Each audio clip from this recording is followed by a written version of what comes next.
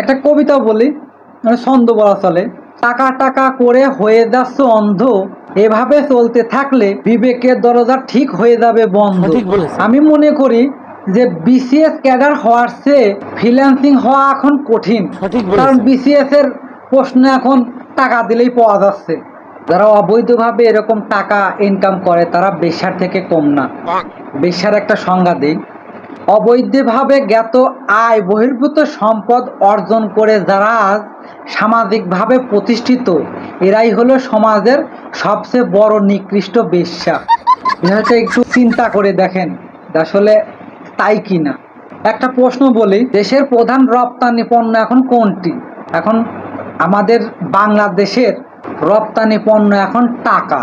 আমি মনে করতাম কি যে বাংলাদেশে যতই দুর্নীতি হোক এই বিসিএস পরীক্ষাটা মূলত ভালোভাবে হয়, কিন্তু এখন দেখি না, বিসিএস পরীক্ষায় যারা টেকে না বাংলাদেশ সরকারি কমিশন থেকে যাচাই বাছাই করে তাদের নন ক্যাডারে নেয়। ভুল হলে ক্ষমা করে দিবেন, কারণ কথা আছে বাংলাদেশ কমিশনের বড় বড় কর্মকর্তা সহ এক সাবেক চেয়ারম্যানের ড্রাইভার প্রশ্ন ফাঁসের সাথে জড়িত। একটা ড্রাইভার যদি কোটি টাকা ইনকাম করে তাহলে সে উপর পদস্থ কর্মকর্তা, তাহলে তো বিলিয়ন ডলার ইনকাম করে।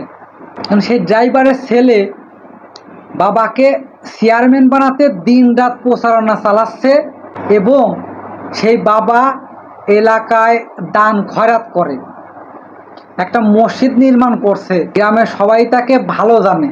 এখন সাংবাদিক ওই ড্রাইভারকে জিজ্ঞাসা করছে যে আপনি এত টাকা ইনকাম করছেন, টাকাগুলো কি করছেন? আমি বেশি টাকা পাই নাই, অল্প কিছু টাকা পাইছিলাম, আল্লাহর রাস্তায় দান করছে।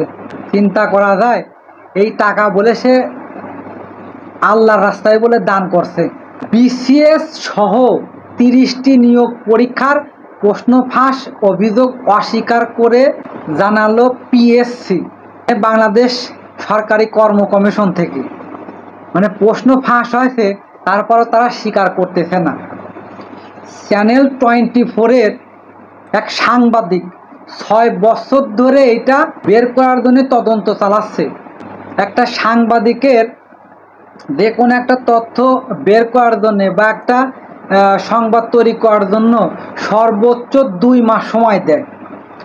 এখন সেই সাংবাদিক এই সময়ের মধ্যে তৈরি করতে পারে নাই, সে বিদেশে চলে যায়, বিদেশে সাংবাদিকতা করে, কিন্তু যাই সে বুঝতে পারে, মানে ব্যাগে দেখে যে তার ওই কাগজপত্রগুলা, সে তখন থেকেই তার কাজের ফাঁকে ফাঁকে এই তথ্যগুলা বের করার জন্যে নিরলসভাবে চেষ্টা করতে থাকে। 6 বছর পরে তিনি বিদেশ থেকে এই তথ্য বের করে ফেলছে যে কিভাবে কেমনে এই প্রশ্নগুলা আউট হয় বা কেমনে কি। সম্ভবত 32 কি 33 বিসিএস থেকে 46তম বিসিএস পরীক্ষার প্রশ্ন পর্যন্ত ফাঁস হয়েছে। বিষয়টা বোঝা গেছে কেমনে, এই যে রেলের 500 কতজন যেন নিয়োগ বিজ্ঞপ্তি দিছিল, এই নিয়োগ বিজ্ঞপ্তি এই প্রশ্ন ফাঁস হয়েছে।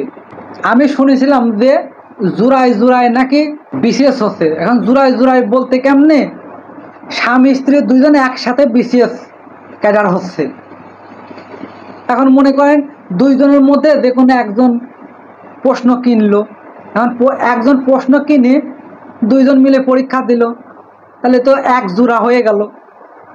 এরকমটা এক কম্পিউটার অপারেটর 2012 নাকি 13 সালে প্রশ্নপত্র আউট করার জন্যে তাকে বরখাস্ত করে, তাকে আবার নিয়ে আসার পরে তাদের আবার যোগদান করানো হয়। এরকম পরপর করতেই থাকে। সে এবারও পট খাইয়ে গেছে। পিএসসির প্রশ্ন ফাঁস গ্রেপ্তার 17 জন হয়েছে, আরও এখনও গ্রেপ্তার হওয়ার সম্ভাবনা আছে। প্রশ্ন ফাঁসের যে ড্রাইভার, মানে চেয়ারম্যানের যে সাবেক ড্রাইভার, তার নাম হচ্ছে গিয়া আবেদ আলী। ওনাকে সাংবাদিক প্রশ্ন করেছিল, তখন বলেছিল কি যে আপনি ড্রাইভার হয়ে এত টাকার মালিক হলেন কেমনে? তখন ড্রাইভার বলতেছে কি আমি 15 বছর আগে ড্রাইভারি করেছি, এখন আমি ব্যবসা করি। এই ড্রাইভার সবসময় খালি নীতি কথা বলতো, গায়ে খেটে ভাগ্য পরিবর্তন করেছে। মানে এ সমস্ত কাজ করে বলে সে গায়ে খেটে বলে তার ভাগ্য পরিবর্তন করছে। শাহেদ, সাবরিনা, পাপুল, বাসু, হলমার্ক, তানভীর, আজিজ, বেনজির, মতিউর সহ বাঘা বাঘা দুর্নীতিবাজদের টপকিয়ে নামাজি ড্রাইভার চ্যাম্পিয়ন হয়েছেন। বাংলাদেশের দুর্নীতি এমন এক পর্যায়ে গেছে যে ঘুষের টাকাও গুনি গুনি নেয়। যদি টাকা যদি কম থাকে সে টাকা ফেরত দিয়ে দেয়, কাজ আর করে না। ড্রাইভার চাচার কাছে আমার প্রশ্ন যে 47তম BCS এর প্রশ্ন ফাঁস করতে কত টাকা নেবেন? লোক কিভাবে বলে প্রশ্ন ফাঁসে যা কামিয়েছি সব আল্লাহর রাস্তায় খরচ করেছে। দেখেন এই চাকরির প্রত্যাশীদের সারা বাংলাদেশে এই কোঠার জন্য আন্দোলন চলতেছে, কত কষ্ট করতেছে। এখন তারা এই ঘটনা শোনার পর তাদের অবস্থা কিরকম হবে?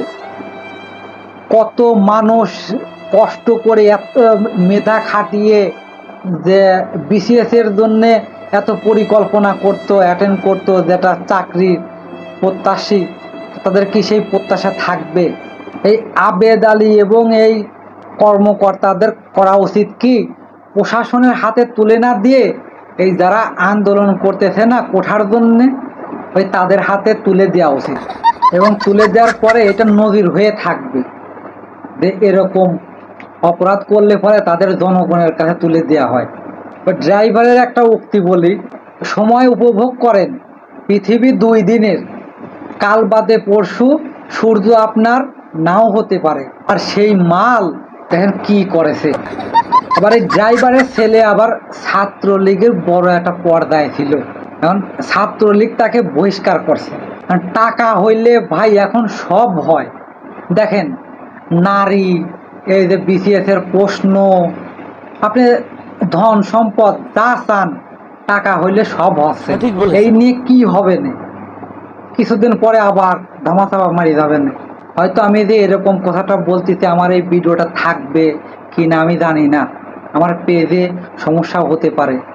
আমি ছাত্র তেমন একটা ভালো ছিলাম না, কিন্তু তারা অনেক গরিব মেধাবী ছাত্র ছাত্রী আছে যে এত পরিশ্রম করে লাইব্রেরি, BCS এর জন্য লাইব্রেরিতে সবসময় পড়ে থাকে যে BCS এ যদি হয়।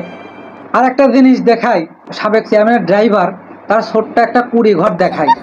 সামর্থ্য থাকলে কখনোই এই হিংস্র দেশে থাকতাম না। আবার একটা ঘটনা বলি, PIWT এর সাবেক চেয়ারম্যানের স্ত্রীর অ্যাকাউন্টে 67 কোটি টাকার লেনদেন।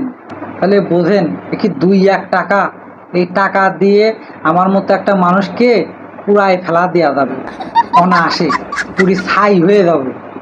আবেদ আলীর চাচা ছেলে আবার ব্রাজিল সমর্থক, আমরা সবাই আছি আবেদ আলীরে নিয়ে, অথচ এই আবেদ আলী আর PSCর কর্মকর্তাদের প্রশ্ন ফাঁসের প্রকৃতি প্রকাশে নিয়ে আসতে যে মানুষটা টানা 6 বছর নানা তথ্য প্রমাণ সংগ্রহ অক্লান্ত পরিশ্রম করে অবশেষে জাতির চক্ষু খুলে দিলেন, তার কি একটি ধন্যবাদ পাওয়া উচিত নয়? আসলে সাংবাদিকরা হচ্ছে সমাজের আয়না, আর প্রকৃত অর্থে আব্দুল্লাহ আল ইমরান ভাইয়ের মতো সাংবাদিকই একটি স্বচ্ছ আয়না। অসংখ্য ধন্যবাদ ও কৃতজ্ঞতা ভাই, আপনার সুস্থ ও কর্মময় জীবনের সাফল্য কামনা করি। মানে উনি 6 বছর পরে তার জন্মদিনে নিজেই নিজেকে এই জিনিসটা উপহার দিছে এবং বলছে যে ধাপে ধাপে এটা চ্যানেল 24-এর মাধ্যমে উপস্থাপন করা হবে। লাস্ট পর্যায়ে মনে করেন যে একদম সিনেমা যে তালাশ যেরকম সেরকমটাও দেখায় দেবে যে কোথা থেকে কোন পর্যায়ে এই কাজটা হয়েছে।